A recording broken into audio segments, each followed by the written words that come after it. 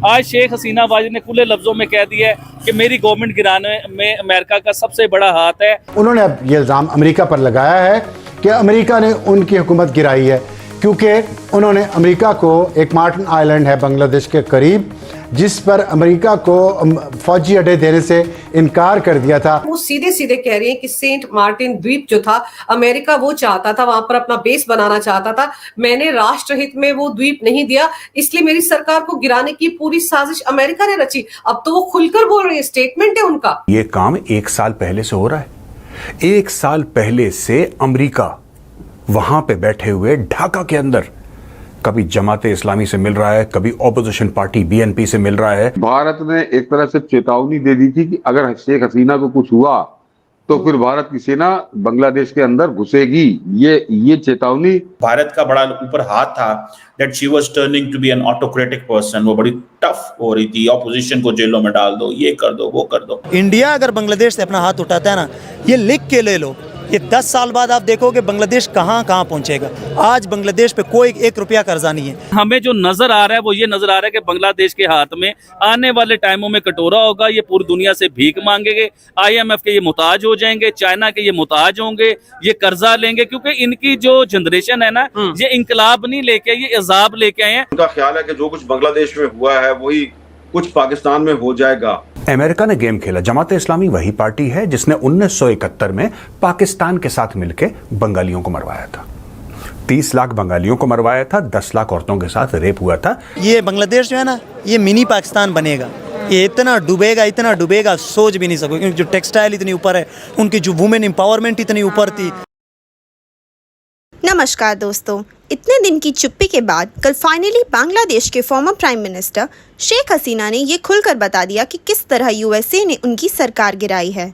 उनकी इस स्टेटमेंट के बाद से जियोपॉलिटिक्स में एक नया मोड़ आ चुका है और अब कई देश जैसे रशिया, इंडिया और अरब नेशंस खुलकर USA के खिलाफ बोल रहे हैं। और कल सोशल मीडिया में एक वीडियो वायरल हो गई जब लाखों बांग्लादेशी हिंदूस शेख हसीना के सपोर्ट में ढाका की सड़क पर निकल गए।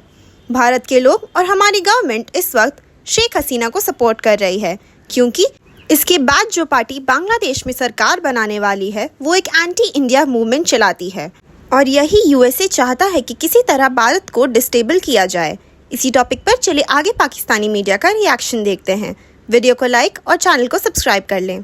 सर, क्योंकि ये खबरें तो छन छन कर आ रही थी ना कि जब वो 45 मिनट में वहां से निकली, अगरतला उनका हेलीकॉप्टर गया, भारत के 2 रफाल विमान उनके साथ उड़ रहे थे, उनकी हिफाजत में हिंडन एयरबेस पर उनको उतारा गया, तो उस वक्त ये खबरें तो आ रही थी। लेकिन ये बातें तो खैर पब्लिक डोमेन में सर अब आ रही हैं कि भारत ने चेतावनी दे दी थी कि अगर शेख हसीना को कुछ हुआ तो भारत की सेना वहां घुसेगी। लेकिन क्या सर इससे पहले जब वहां पर हालात खराब हो रहे थे उस वक्त कुछ ऐसी खबरें सुनने को मिली कि तब भी शेख हसीना ने भारत से कहा था कि आप आइए यहाँ पर, इस तरह का माहौल बन गया तो भारत की सेना से उन्होंने मदद मांगी थी क्या? नहीं, मेरी निगाह में आया भी नहीं। और अगर जो इस तरह के लोग खबरें लिख रहे हैं इसमें मैं दम नहीं मानता, क्योंकि इस तरह की बातें हैं कि आप बांग्लादेश में घुस जाइए, आ जाइए अपनी सेना लेके, ये बातें चुपचाप थोड़ी की जाती, क्योंकि ये तो फिर सीधे डायरेक्ट आता है ना आदमी, फिर उसको कोई चोरी छुपे तो नहीं होना है। तो ये नहीं है, और वो खुद भी नहीं चाहती होगी कि यहाँ पर भारत सेना लेके आ जाए। ये तो एक तरह एक्सट्रीम है कि उसके बाद फिर कुछ बचता नहीं कहने को, तो इस बात में दम नहीं है। आज शेख हसीना वाजिद ने खुले लफ्जों में कह दिया है कि मेरी गवर्नमेंट गिराने में अमेरिका का सबसे बड़ा हाथ है। अमेरिका इन्वॉल्व था क्योंकि वो मुझसे हवाई अड्डे मांग रहा था या मिलिट्री एयरबेस मांग रहा था और मैंने उससे इनकार कर दिया और अमेरिका ने मेरी गवर्नमेंट गिरा दी। चाहे वो इत्तेजाज के जरिए इस शक्ल से दिखाया गया, स्टूडेंट के जरिए दिखाया गया, जिस तरह भी दिखाया गया, शेख हसीना वाजिद की गवर्नमेंट गिरा दी गई। ठीक है, लेकिन आबिद भाई स्टूडेंट्स को इसका मतलब है या तो क्या मतलब यूनिवर्सिटीज में, कॉलेजेस में जाके ये बताया गया कि भाई शेख हसीना की गवर्नमेंट गिरानी है, कैसे? मतलब हमने तो देखा स्टूडेंट सड़कों पे निकले हैं। साहब वो स्टूडेंट नहीं थे। स्टूडेंट कभी अंडरगारमेंट्स लहराते हुए नजर आएंगे। स्टूडेंट क्या होता है? स्टूडेंट का मतलब होता है पढ़ने वाला इंसान, एजुकेटेड इंसान, पढ़ा लिखा इंसान। तो स्टूडेंट कभी ऐसी हरकत करेंगे कि अंडरगारमेंट्स लेके लहराए जाएंगे? ये स्टूडेंट नहीं थे। स्टूडेंट थे, मैं ये नहीं मानता कि स्टूडेंट बिल्कुल भी नहीं थे, कुछ स्टूडेंट थे बीच में, लेकिन बहुत ज्यादा लोग बीच में अपने घुसाए गए, पार्टियों के घुसाए गए, अमेरिका के चाहने वाले जो लोग थे वो घुसाए गए, जिन्हें डॉलर मिलते हैं वो लोग बीच में आए, जिन्होंने प्रॉपर एक तोड़ फोड़ की, गवर्नमेंट को गिराया गया, डराया गया। और आप ये देखें कि अमेरिका में जो शख्स थे मोहम्मद यूनुस नाम के, जो उनके वजीर आजम बन गए, वो तो बांग्लादेश में थे भी नहीं, उनका तो बांग्लादेश से मेरे ख्याल से लेना देना ही खत्म हो चुका हुआ था, तो वो रातों रात उधर के वजीर आजम बन गए। आपको याद होगा कि पाकिस्तान में भी इस तरह एक वजीर आजम था, उनका नाम आपको शायद याद होगा, शौकत अजीज आए थे, जिन्हें शायद वो कहा जाता था जी रातों रात ब्रीफ केस वाले प्राइम मिनिस्टर आए हैं। और जिस तरह शौकत अजीज पाकिस्तान में रातों रात अमेरिका से आए और वजीर आजम बन गए ना, इसी तरह मोहम्मद यूनुस रातों रात वजीर आजम बन गए।